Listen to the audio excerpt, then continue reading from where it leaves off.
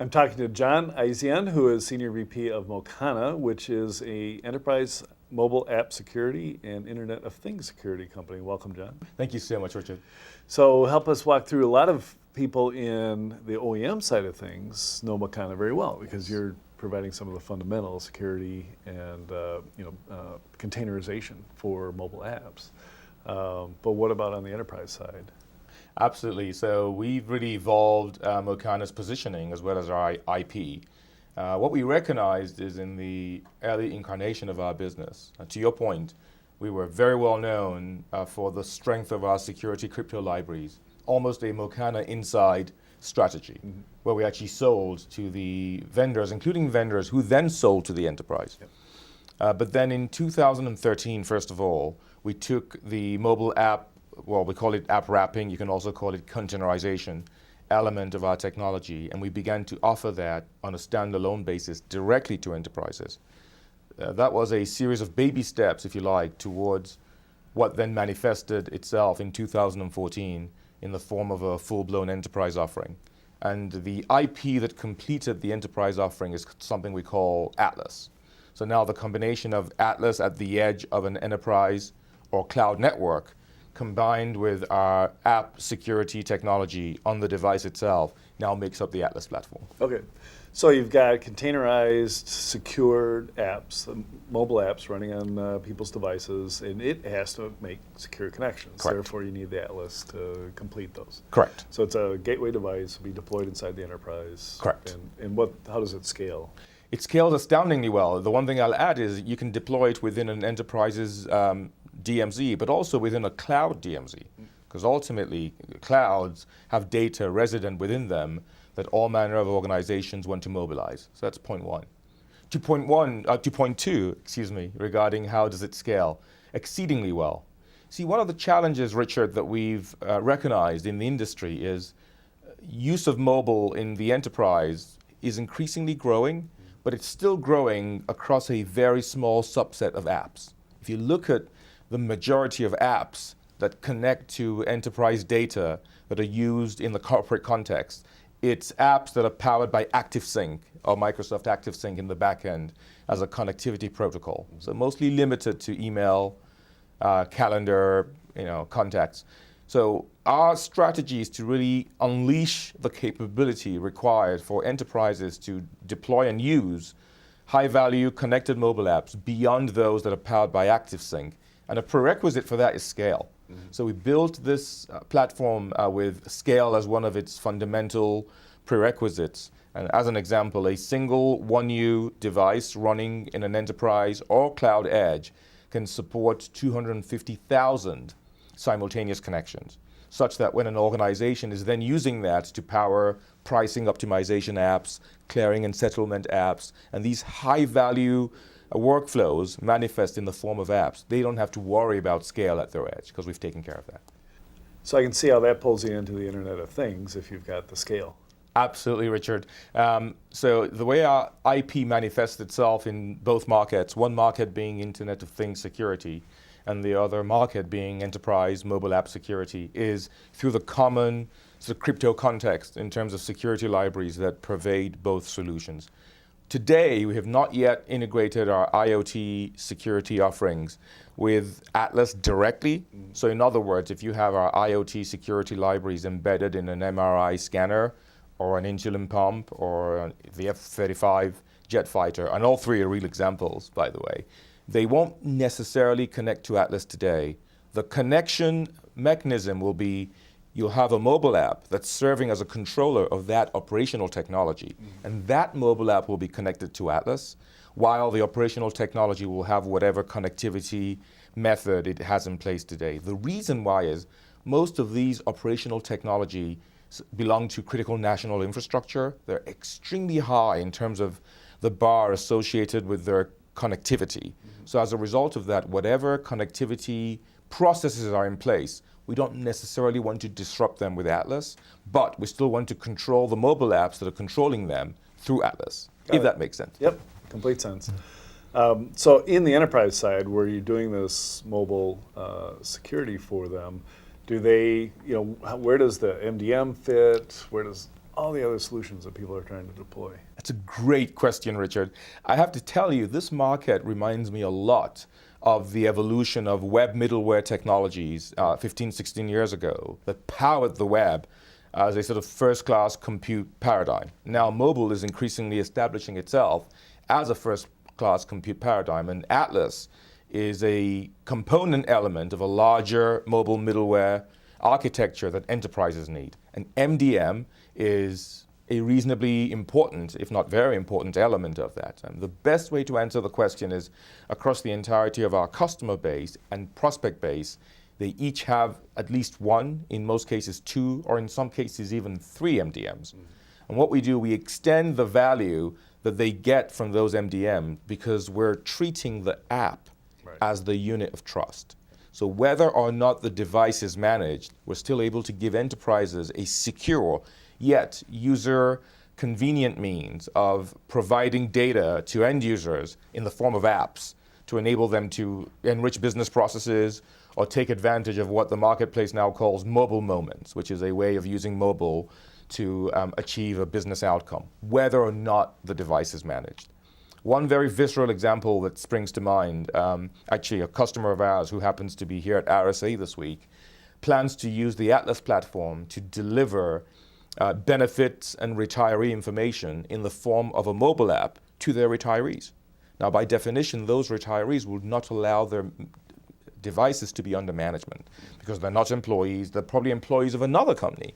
But yet, for this insurance company to feel comfortable about their precious back-end HR data being consumed by retirees on a mobile app, they still require the level of controls that, in this case, they'll be getting from the Atlas platform.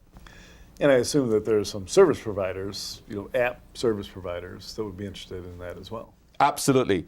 So the beauty of the middleware analogy I drew before, just like in the web era 15, 16 years ago, SIs, in those cases, ASPs as they called them in those days, application service providers, were key enablers and catalysts of the growth of that market.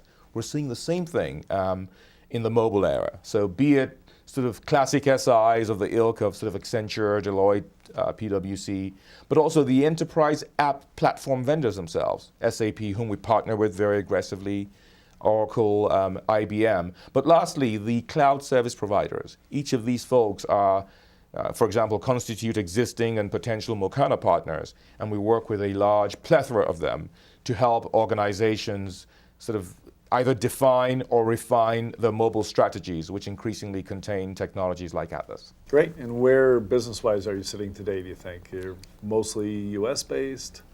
Of course, we're a San Francisco-based company. Our headquarters are less than a mile away from here. So as we launched Atlas in particular and began to take that to market aggressively last summer, the preponderance of our sales and marketing efforts, and by extension, customer acquisition, was mostly North America, actually not just US.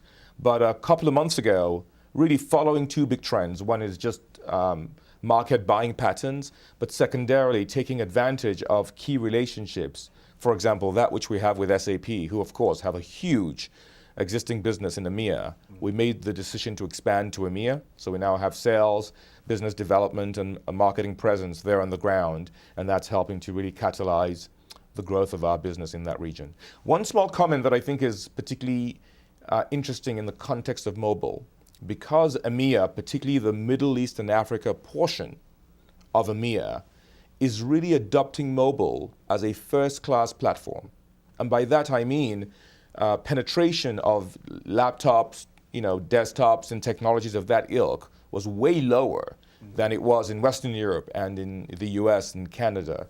As a result of that, we're finding a lot more projects per company with respect to adoption of mobile and mobile apps, which then drags Atlas, versus in North America and Western Europe, where they have to migrate from a primarily sort of laptop, desktop oriented compute platform to mobile. Okay, Yeah. So Middle East and Africa are very focused on the handheld as a platform. Absolutely, because in many cases it's their only platform.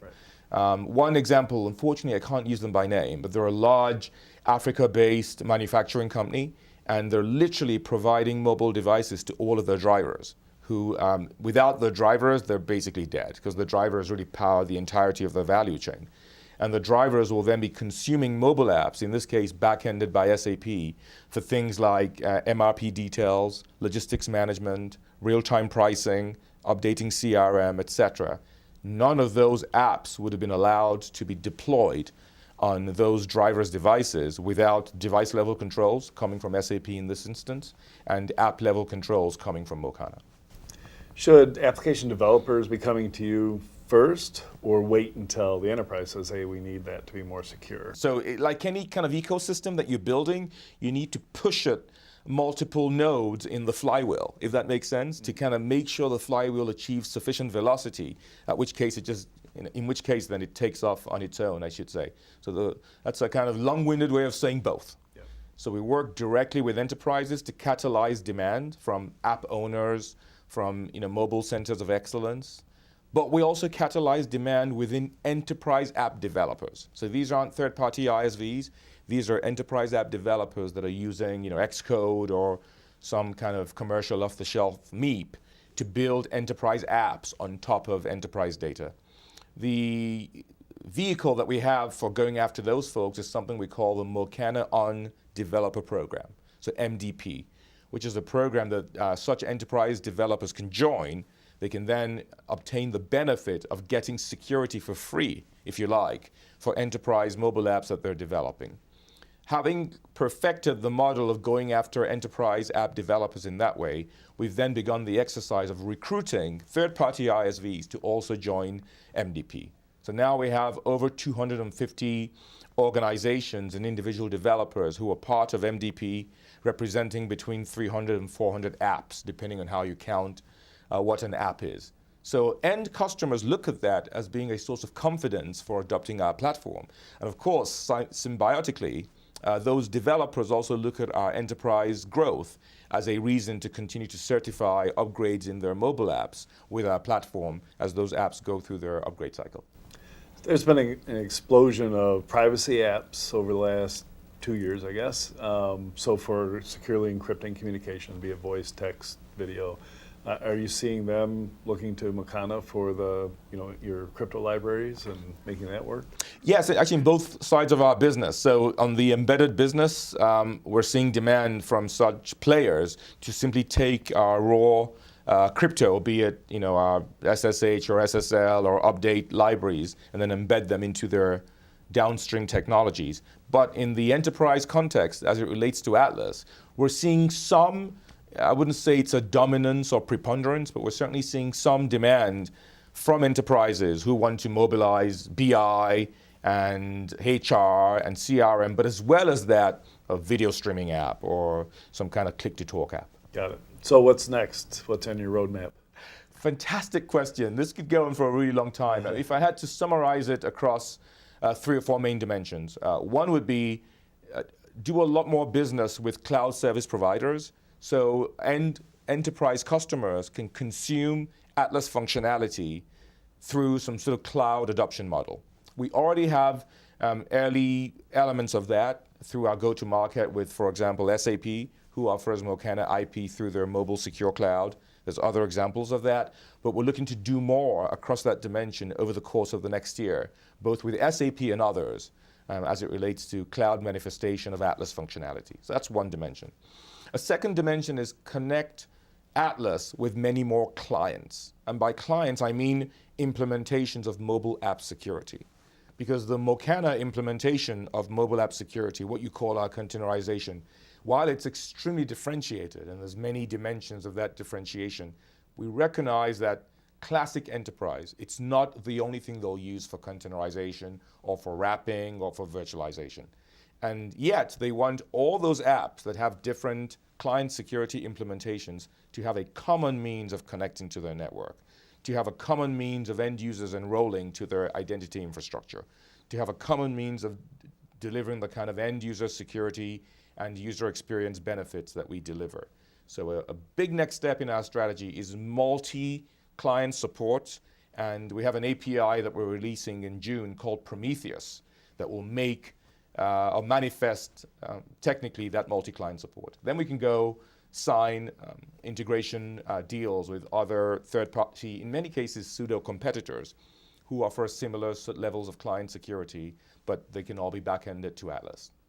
A third element is, I made reference to this earlier, it's as the Internet of Things goes from sort of vision and a lot of froth in the marketplace, frankly, to real production implementations that have an enterprise orientation, we expect to see a lot more of what I described earlier, which is using secure connected mobile apps as a sort of remote control for operational technology. Right. And there's just a plethora of IP that we plan to deliver, and we are already delivering to catalyze that adoption pattern.